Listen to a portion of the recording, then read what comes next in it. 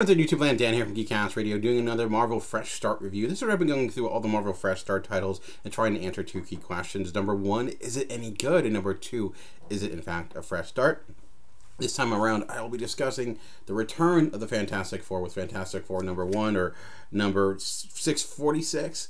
The book that's probably been one of the most talked about of all the Fresh Start titles. Fantastic Four finally coming back after all this time, and I'm going to do something I don't typically do when I do reviews of comics. I typically just like to focus on the comic itself, and I really don't like to get into any type of spoilers, but with this, it's kind of challenging not to, for a number of different reasons. So when Marvel Legacy first started, we got the announcement of Marvel 2-in-1, and it seemed like it would be the natural progression into an eventual return of the Fantastic Four. And even in the pages of that book, the story itself was about Ben Grimm and Johnny Storm going throughout the multiverse trying to find their Sue and Reed, both for emotional reasons as well as physical reasons, and as it was affecting their powers. And it seemed like the perfect setup that eventually, when this book was coming back, it would lead right into it. So if you've been reading Marvel 2-in-1, you know the fact that that story has been going on, and they've not found Sue and Reed yet. But this seems to be taking place after that story completed. And I feel like it's really undercutting that series in a way where some of the dilemmas that have been popping up in that series seem to be resolved by the beginning of this book, minus the search for Sue and Reed. So it just seems, I'm trying to understand the mindset behind Marvel and why they're doing it this way. Why is it that Marvel 2-in-1 is kind of going the way it is, and then this is seemingly separate and touching on a lot of the same notes that series has, but just approaching it a little bit differently. I don't know if it's because I know the anniversary of the Fantastic Four happened this Wednesday, if they wanted to bring it out, have the book released on that day. I've been very positive regarding the vast majority of Marvel Fresh Start and how they've been handling it, how even in the timing of the books being released, how they kind of, I think, led with a lot of their best books, and it seemed to be the best Fresh Start or the best relaunch that Marvel has done in quite some time. This to me just seems, on the sense of just with this being released, on the surface value, their biggest misstep in a way, where you're kind of undercutting one of your books, and it just seems odd. Like, you can, regarding this being a fresh start, it is and it isn't, in the sense of, if you never read an issue of Marvel 2-in-1, you'll be fine picking this up. But this is also still, dealing with the ramifications of Secret Wars that happened back then, which so was 2-in-1. So I'm just trying to understand, get insight into the reasoning they're doing it this way. The other thing is, I don't like to give spoilers, but I feel like the premise of this book in itself is a spoiler, because it's, as we open the page, we see the Fantastic Four together, but within this, the Fantastic Four are not quite there yet. Johnny Storm and Ben Grimm are on Earth, but Sue and Richard are still lost. And what I really did like about this is, you're looking at the issue in a vacuum. I like a lot of what Dan Slott's doing with this, and Sara Pichelli's art's phenomenal for a lot of different reasons. But what this, I think, mostly what was driving this issue was getting Ben Grimm and Johnny Storm at the same place emotionally. We have Ben Grimm, who's trying to move on with his life, knowing that, just coming to the understanding that Sue and Reed are coming back, that they're gone, and it's time to kind of come to that realization, accept it, still remember them, but be able to realize that life can't stop. Where you have Johnny Storm, who is the opposite. He doesn't. We think everything needs to be put on pause. Everything needs to be waiting because they're coming back. He has that element of hope still there, but things get kind of murky when the classic Fantastic Four gets lit up in the sky. Call back to one of the first issues of Fantastic Four, wondering, is this actually the return?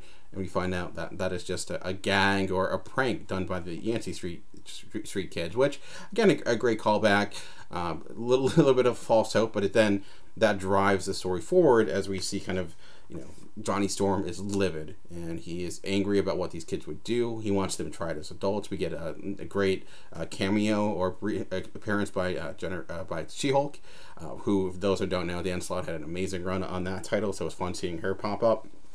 And then we also get some callbacks to classic moments within the Fantastic Four issue. I heard a lot of people say this was like an anthology book. A lot of people talking about how there's no information here, it's just callbacks to previous stories, which I tried to avoid all types of reviews before I read it, but that was just in the ether, so I saw it and wasn't able to avoid it. And I was a little concerned about that, because that's like hearing your favorite TV show is coming back, hearing like Twin Peaks or Arrested Development is finally making its return, and you've been building it up, and you finally turn on the first episode and you watch it, and it's a clip show of events that have, in moments that have happened previously, and it's just like, that's disappointing.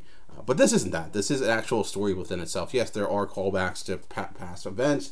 There's even a callback to a lost story that occurred, but it's not just reminiscing about things that happened before. This isn't just like a highlight reel of classic events that happened to the Fantastic Four. This is a story about Thing and the Human Torch of Johnny Storm and Ben Grimm kind of coming to grips, but with who they are and what what the Fantastic Four are. And there's a lot to, I think, really like about this book. And I think if you're a Fantastic Four fan, one thing that's really obvious from the beginning is that Slott has all these voices down really well, especially Ben Grimm, who has experience writing as well.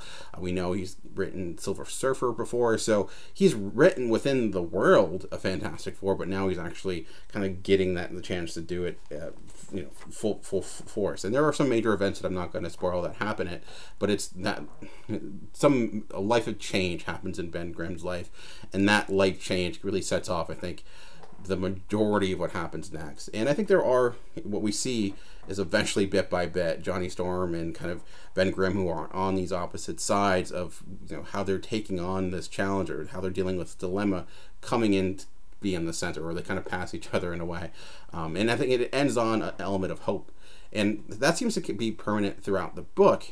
We even get a Doctor Doom story, and how it taking that idea of hope and twisting it on its head, and we're seeing Doom being more classic villain Doom once again, which I think is great to see. I don't know why that's happening quite yet. It's a lot of questions that haven't been answered, but it seems like he is his classic self somewhat. Something majorly may have happened to him once again, but I love the voice that Slott has for Doom, where that's headed. But we also see like what him becoming the more heroic Doom has done for Latveria, and how, in a way, Doom's presence, inspires his people, despite the fact that he is this, quote unquote evil supervillain. So I also love the way Pichelli draws Human Torch. It allows him to have a lot of emotion, even when he is in his flamed on state. And this is a book where it's not a high action book. This is a lot of drama, and there are some really key dramatic moments, as we see Human Torch and Johnny Storm just kind of going at each another, and not in their friendly banter type of way, but dealing with some heavy stuff. So that I did like. I did like within the story itself. I think there's a lot here to get excited about. Some might be disappointed by the fact that the Fantastic Four do not come back in the Fantastic Four #1. I'm personally okay with that. I'm okay with them taking the time, or not trying to cram everything in this first issue. My biggest question just was, why do it the way that they're doing it? How does 2-in-1 exist within this realm? How does that story end? That's yet to be seen. Maybe there's stuff that happened that I'm not aware of, but it just makes me wonder that when you have two stories going on at the same time, and one's taking place after it, it can hurt the stakes. It can hurt the tension of that issue, because you kind of know where it's headed. It's kind of like the prequel problem, but a prequel problem that you created yourself in a way. So yeah, like I said, I think it's a good issue for sure. And I do like the fact that I think they knew what the direction might be, and doing so, they actually have a nice little Scotty Young element in the back, where they talk about the Fantastic Four not coming back, and why people will be upset, but they promise they will be back in the next issue. So my issue isn't necessarily that the Fantastic Four are back in this. So just to be clear, like, that to me is okay. It's just trying to understand on an editorial standpoint why things are being released the way they are, and there may be things happening that I'm not aware of. It's a wait and see game, but it just seems like I'm trying not to review the comic I want rather than the comic I have, but when I'm looking at the setup that's in front of me, that seems logically the next step. It that's where it gets a little bit problematic, but we'll see. I mean, I'm happy that Marvel 2-in-1 seems to be continuing after the Fantastic Four.